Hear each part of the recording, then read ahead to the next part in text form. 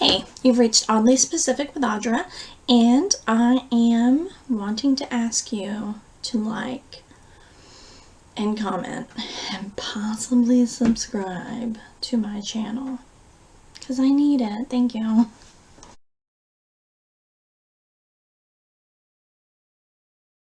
So,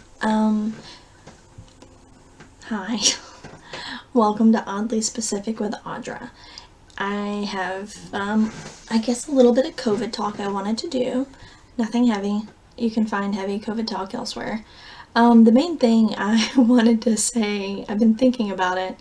I have been doing something for the past year that I feel a lot of weird guilt about, which is whenever I go to fast food, when I ever had to do like grocery curbside pickup or anything, if I make eye contact with another retail worker, then I give them a $5 tip.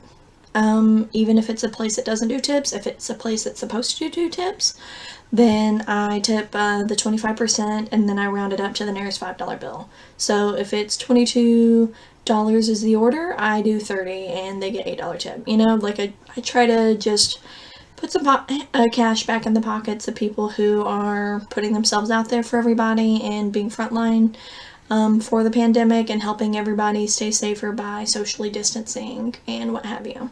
And I know $5 isn't a lot, but whenever I'm doing stuff, that's the amount I can kind of afford to give out. And I don't go out that much, so it's a little bit easier to afford since I'm not spending as much as I used to, obviously.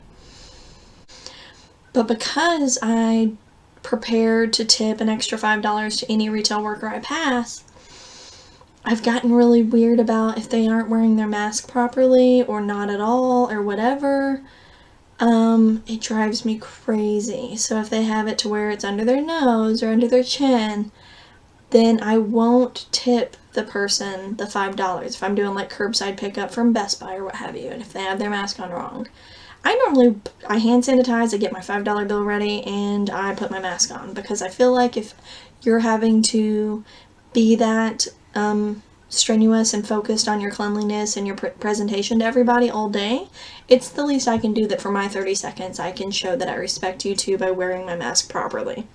So I get ready to tip the $5, and then if they don't do it and I'm like irritated, sometimes I won't tip the $5 they weren't even expecting if they're not wearing their mask and stuff right. Like if I'm going through a drive-thru or anything, or Popeyes or wherever. So then the entire time as I'm driving away, and sometimes for the next day, I feel guilty I didn't give them $5 they weren't expecting for a hard job, and it may have just been a little bit that day that they were slipping up and then they got better about it. You know, but then I'm thinking like they're still getting paid not enough to be doing what they're doing and sacrificing as much as they are because they're risking exposure. You know, and I just feel guilty about not giving them the tip even though they aren't showing adherence to the COVID policies.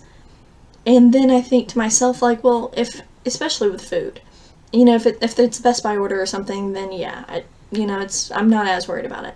But in the food industry, if you're not wearing a mask and, you know, using the plexiglass and social distancing and all that jazz, if you're not following the recommendations to prevent COVID, then how do I know what you're doing with other sanitary measures? Do you wash your hands?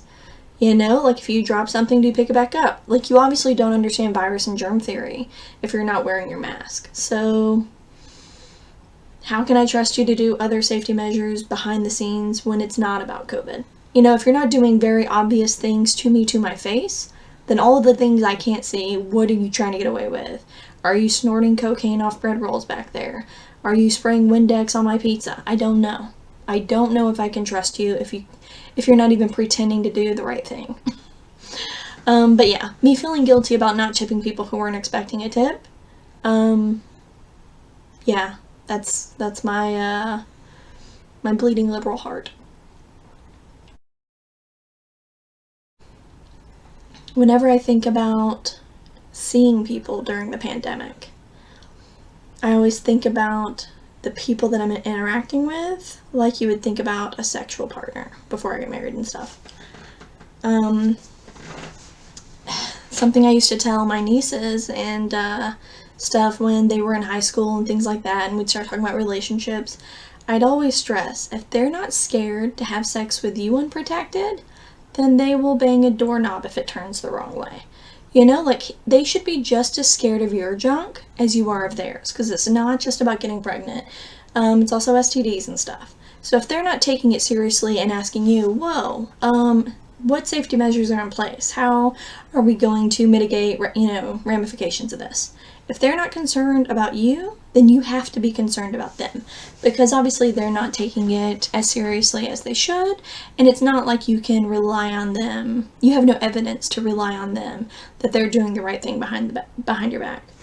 So just like if they're not scared of you in that regard, you should be concerned about trusting them. Same thing with COVID. If I'm around people and they're not like, oh, well, I don't go out and I don't socialize, or I don't go see other people, then I'm more worried if they're like, yeah, let's hang out sometime. It should be like, no, what are you doing exactly? How are you managing this? Do you work from home?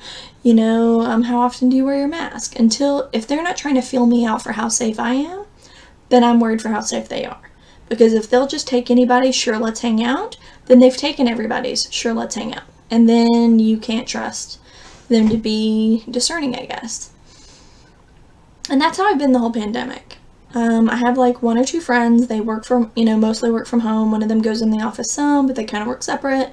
And I know they've both been very cautious and very worried about being exposed and being around other people.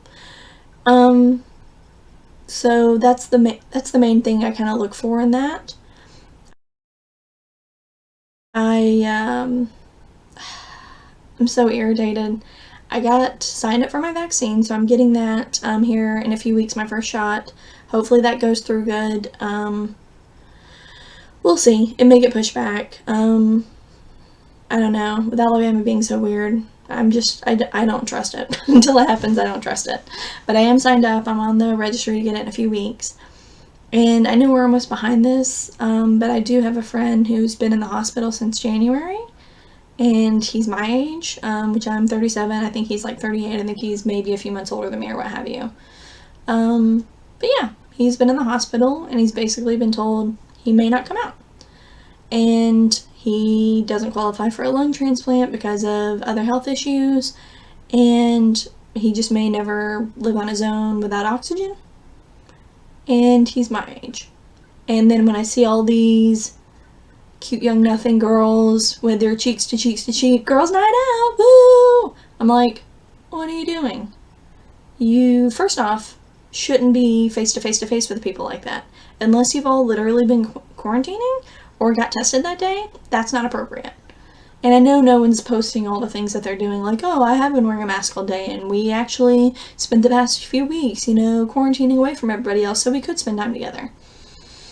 But yeah, it drives me crazy. I just want to be like, hey, someone my age might die thanks to you. Thanks for being irresponsible and selfish. But then you can't say that.